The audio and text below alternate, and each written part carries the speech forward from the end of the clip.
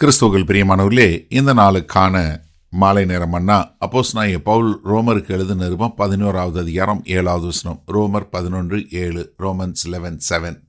அப்படியானால் என்ன? இஸ்ரவேலர் தேடுகிறதை அடையாமல் இருக்கிறார்கள், தெரிந்து கொள்ளப்பட்டவர்களோ அதை அடைந்திருக்கிறார்கள். மற்றவர்கள் இன்றைய தினம் வரைக்கும் கடினப்பட்டிருக்கிறார்கள். இப்போ பவுல் ஒரு கேள்வி சுற்றி வர்ற கேள்வி என்ன? எதுக்கு மொத்த இஸ்ரவேல் தேசமும் இரட்சகராகிய மேசியா என்று சொல்லக்கூடிய இயேசு கிறிஸ்துவை ஏற்றுக்கொள்ளலை? ஏன்னா அங்கே ஒரு கர்த்தரால் கிருபையினால் தெரிந்து கொள்ளப்பட்ட மீந்து இருக்கிறவங்களும் மொத்தமாக மனது கடினப்பட்டிருக்கிற உள்ள மக்களுக்கும் உள்ள ஒரு வித்தியாசத்தை இங்கே எடுத்து காட்டுறார். அப்படியானால் என்ன? இப்போ இந்த முதல் 6 வசனங்களுக்கு ஒரு சம்மரி கேட்குறாரு. அப்படின்னா என்ன? இஸ்ரவேலுடைய அவிசுவாசம் என்ன? இப்போ நம்ம இதை எப்படி ஒரு பக்கத்தில் அவிசுவாசம் இருக்குது, ஒரு பக்கத்தில் விசுவாசம் இருக்குது, இப்படி ஒரு கலந்ததாக இருக்கே, இதை நம்ம எப்படி விளக்குவோம்? இப்போ கர்த்தருடைய திட்டம் என்ன? இதுக்கு என்ன ஒரு அர்த்தம் அப்படின்னு சொல்லும்போது, இஸ்ரவேலர் தேடுகிறதை அடையாமல் இருக்கிறார்கள். என்ன? அவங்களுக்குள்ள ஒரு பக்தி வைராக்கியம் இருக்குது, ஆனால் அவங்களுக்குள்ள வெளிப்பாடு இல்லை. என்ன? இஸ்ரவேலர் என்ன தேடுறாங்க? நீதியை தேடுறாங்க, தேவனுடைய உண்மைத்தன்மையை பார்க்குறாங்க, தேவனுக்கு முன்பாக ஏற்றுக்கொள்ளணும்னு. ஆனால் அவங்க என்ன? கிரியை மூலமாக இல்லை பிரமாணங்களை கடைப்பிடிக்கிறது மூலமாக, சுயநீதியின் மூலமாக தேடுறாங்க. அதுதான் ரோமர் 9வது அதிகாரம் 31 32 வரைக்கும் சொன்னார். அதே மாதிரி ரோமர் 10வது அதிகாரம் 2-3 சொன்னார். அப்போ ஒரு உண்மையான ஒரு பக்தி வைராக்கிய மாற்றம் என்ன பண்ணாது? உங்களுடைய விசுவாசத்தை பண்ணீங்க மாற்றாது அப்படின்னு சொல்லிட்டு என்ன சொல்கிறாரு?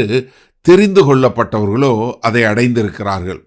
அப்போ இங்கே தெரிந்து கொள்ளப்பட்டவர்கள் யாரை சொல்கிறாரு? மீந்து இருக்கிறவங்க, அதாவது அவங்க கிருபையினால் ஏற்றுக்கொள்ளப்பட்டவங்க, கிருபையினால் தேவனுடைய நீதியை பெற்றவங்க, கிருபையினால் அவங்க ரட்சிப்பை பெற்றவங்க, கிருபையினால் மேசியா யார் என்கிற ஒரு வெளிப்பாடு அவங்களுக்கு உண்டாச்சு. ஏன்னா ரோமர் 8:30 சொன்னார்லே, எவர்களை தெரிந்து கொண்டாரோ அவர்களை நீதிமானாக்கி இருக்கிறார் என்று சொல்லக்கூடியதாக. அப்போ இங்கே ஒரு மனுஷனுடைய ரட்சிப்பிற்கு மிகவும் ஒரு முடிவெடுக்கக்கூடிய எதுவாக இருக்குது? கிருபை என்று சொல்லக்கூடியதுக்கு. அடுத்து என்ன சொல்கிறாரு? மற்றவர்கள் என்ன? இன்றைய தினை வரைக்கும் கடினப்பட்டிருக்கிறார்கள். அப்போ இங்கே அவங்க என்ன? ஆவிக்குரிய முறையில் ஒரு புரிந்து கொள்ளக்கூடிய ஒரு தன்மை இல்லை. அவங்க சத்தியத்திற்கு எதிராக நிற்கிறாங்க, கிறிஸ்துவை ஏற்றுக்கொள்ள முடியாதவங்களாக இருக்கிறாங்க. அதனால் அவர்கள் என்ன? அவ்விசுவாசத்துக்கு ஒப்பு கொடுக்கப்பட்ட மக்களாக இருக்கிறாங்க. ஏன்னா இது அவங்களுடைய சொந்த காரியத்தினால செய்யக்கூடியதாக இருக்கிறது.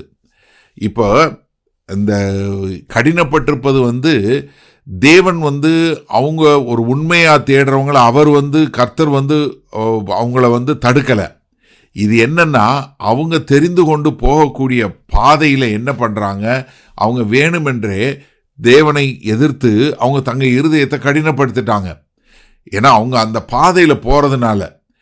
ஏன்னா ஏசாயா 6வது அதிகாரம் 9-10 வரை உள்ள வசனங்களை சொல்லும்போது ரொம்ப தெளிவாக சொல்கிறாரு.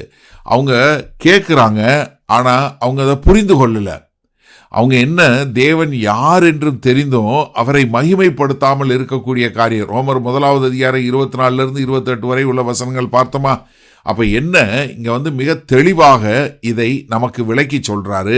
இஸ்ரவேல் தேசம் முழுவதும் ரட்சிக்கப்படாமல் போனதுக்கான காரணத்தை சொல்லி கொடுக்குறாரு. சரி, இந்த நாளில் இந்த வசனத்தை நம்ம எப்படி எடுத்துக்கொள்வது? நமக்கு நல்லா தெரியணும், கிருபை மாத்திரம்தான் நம்ம ரட்சிப்பை பெறுவதற்கான காரியம். இஸ்ரவேல் முழுவதும் அவ்விசுவாசத்தில் போகலை. காரணம் என்ன? மீந்து இருக்கிறவங்க அவங்க ரட்சிப்பை பெற்றாங்க. அப்போ ஒரு பக்கத்தில் அவங்க கடினப்பட்டிருக்கிறாங்க. அதற்கு காரணம் முழுக்க மனிதனுடைய காரணமே ஒழிய தேவன் பக்கத்தில் இல்லை அப்படிங்கிறத மிக தெளிவாக சொல்லி கொடுக்குறாரு. அப்போ என்ன சொல்கிறாரு?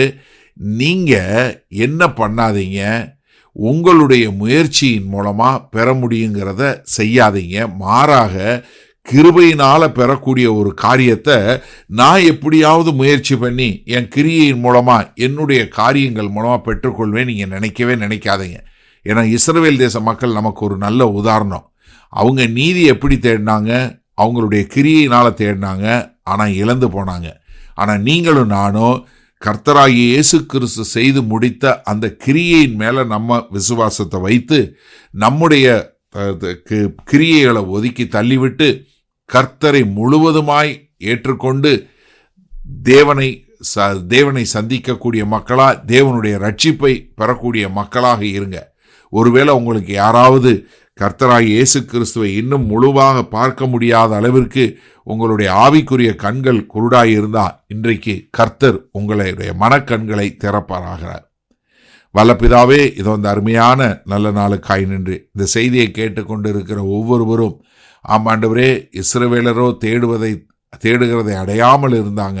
ஆனால் நாங்களோ ஆண்டவரே அதை உம்முடைய கிருபையினால பெற்றுக்கொண்டு எங்களுடைய கிரியையை ஒதுக்கி வைத்துவிட்டு உம்மை எப்போதும் பின்பற்றி வாழ எங்களை ஒப்புக் கொடுக்கிறோம்.